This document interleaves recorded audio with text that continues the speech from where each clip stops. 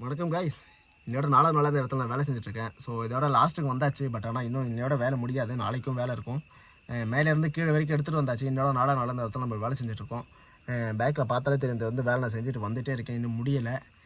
இது வந்து நான் தனியாக தான் இருக்கேன். வேலைக்காரலாம் யாரும் வரல. அவங்க வேலைலாம் முடிஞ்சுட்டு அவங்க போயிட்டாங்க. இன்றைக்கி வந்து வேலைக்கு வந்து வராதிங்க. இந்த இடத்துல வந்து யாருமே ஆளுங்க கூட இருக்க மாட்டாங்க. ஏதாச்சும் ஒன்று சம்பவிச்சா கூட யாருக்கும் இது தெரியாது. கூப்பிட்டா கூட யாரும் வரமாட்டாங்க இந்த இடத்துக்கு. அதனால சொல்லிட்டு இன்றைக்கி வந்து வேலைக்கு வராதுன்னு தான் சொன்னாங்க. பட் ஆனால் நமக்கு நம்மளுடைய கஷ்டம் நமக்கு தானே. ஸோ அதனால் வந்து அதெல்லாம் ஒன்றும் இல்லை, நான் பார்த்துக்கிறேன் அப்படின்னு சொல்லிட்டு நம்ம வந்து வேலைக்கு வந்தாச்சு. இது வரைக்கும் வேலை செஞ்சுட்டு வந்துட்டுருக்குறேங்க. மேலே இருந்து செஞ்சுட்டு வந்துட்டுருக்கேன்.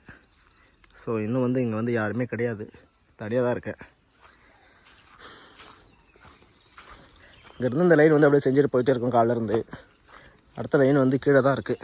இந்த லைன் பார்த்திங்கன்னா அங்கேருந்து இது ஃபுல்லாக எடுத்துட்டோம்னா முடிஞ்சதுங்க. இன்னும் 3 ஸ்டெப்பு இருக்குது. 3 ஸ்டெப்பு வந்து செஞ்சு முடித்தா தான் வேலை வந்து முடியும்.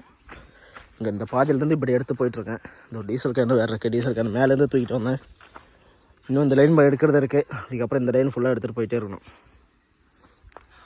வண்டி அங்கே இருக்குது. கிளைமேட் வந்து இப்போ எப்படி இருக்குன்னு பார்த்தீங்கன்னா, மழையும் இல்லை வெயிலும் இல்லை, அந்த மாதிரி ஒரு சின்ன சூடாகவே இருக்குது. இது மாதிரி இடத்துலலாம் பார்த்து நம்ம ஜாக்கிரதையாக வேலை செய்யணும். ஏன்னா ஏகப்பட்ட பாம்புகள்லாம் இருக்குதுங்க. விஷமுள்ள பாம்புலாம் இருக்குது. ஸோ அது மாதிரிலாம் நம்ம பார்த்து பத்திரமா வேலை செய்யணும். வேறு ஏதாச்சும் நண்பர்கள் யாராச்சும் வேறு இது மாதிரி செஞ்சுட்டு இருந்தீங்கன்னா பார்த்து கவனமாக வேலை செய்யுங்க. ஏன்னா நம்ம தொழில் வந்து இப்படி தான் இருக்கும். மலை மேலெலாம் வேலை செய்யும்போது ஏகப்பட்ட ஜீவன்களாக இருக்கும். அதெல்லாம் பார்த்து பத்திரமா வேலை செய்யணும்.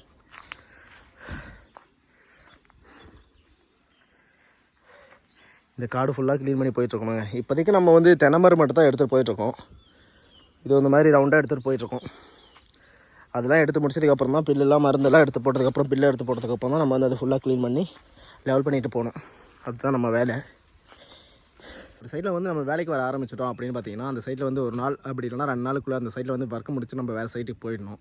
இந்த மாதிரி வந்து டெய்லி ஒரே சைட்டில் வந்து வண்டி ஓட்டிருந்தோம்னா கம்ப்ளைண்ட் வர ஆரம்பிக்கும். என்னென்னு பார்த்தீங்கன்னா, சும்மா பாட்டு கேட்டுகிட்டே இருக்காங்க, அப்புறம் வந்து ஃபோன் பேசிகிட்டு இருக்காங்க. அதுக்கப்புறம் வந்து பார்த்திங்கன்னா வேலை வந்து சரியாக முடியல, இப்போ ரொம்ப ஸ்லோவாக இருக்குது, இன்னும் கொஞ்சம் ஸ்பீட் பண்ணுங்கள் அப்படிங்கிற மாதிரிலாம் கம்ப்ளைண்ட் வந்துட்டுருக்கோம். ஸோ அதெல்லாம் வந்து எந்த சைடில் போனாலும் எப்படி பார்த்தாலும் ஒரு மனுஷன் வந்து நம்ம திருப்திப்படுத்தவே முடியாது. நம்ம எவ்வளோ தான் ஸ்பீடாக ஓட்டினாலும் பரவாயில்ல, பையன் ஸ்பீடாக ஓட்டணும் அப்படிங்கிற மாதிரி யாரும் சொல்ல மாட்டாங்க.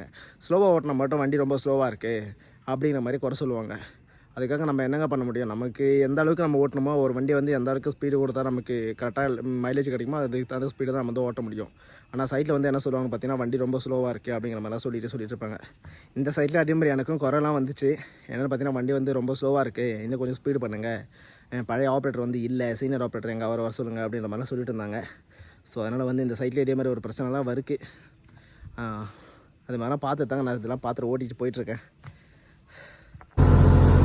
ஸோ இது மாதிரி இடத்துல வந்து நம்ம தனியாக வண்டி ஓட்டவே கூடாதுங்க. ஒன்று க்ளீனர் இருக்கணும், இல்லை வேலைக்காரங்களாச்சும் இருக்கணும். ஏன்னா நமக்கு ஏதாச்சும் ஒன்று ஆயிடுச்சுன்னா திடீர்னு நம்ம வந்து ஒரு ஆளை ஹெல்ப்பு கூப்பிட்றோம் அப்படின்னு பார்த்தீங்கன்னா இங்கே வந்து யாருமே இருக்க மாட்டாங்க. ஏன்னா நமக்கு வந்து இங்கே தனியாக தானே இருக்கும். ஸோ அதனால் வந்து கூட எப்பவுமே ஒரு ஆள் இருக்கணும். இது மாதிரிலாம் வந்து ரிஸ்க்காக வண்டி ஓட்டவே கூடாது. ரொம்ப ஆபத்தான விஷயம்.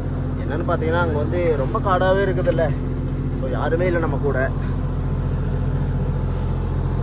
ஏன் இது மாதிரி ஆபத்தான இடத்துலலாம் வந்து வண்டி ஓட்டுறீங்க அப்படின்னு சொல்லி கேட்டிங்கன்னா, இப்போ வந்து பார்த்தீங்கன்னா இது மழை சீசன், வேலை வந்து அதிகமாக இருக்காது சைட் ஒர்க்கு.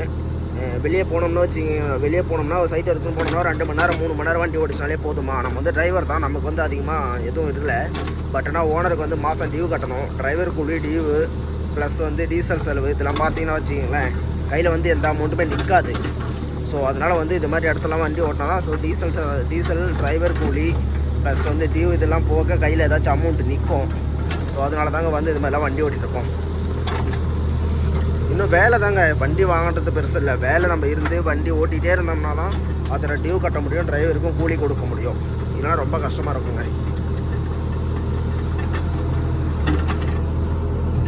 இது ஃபுல்லாகவே எடுக்கிறது இருக்குது. டீசல் கொஞ்சம் கம்மியாக இருக்குது. டீசல் மட்டும் கொஞ்சம் ஊற்றிக்கலாங்க.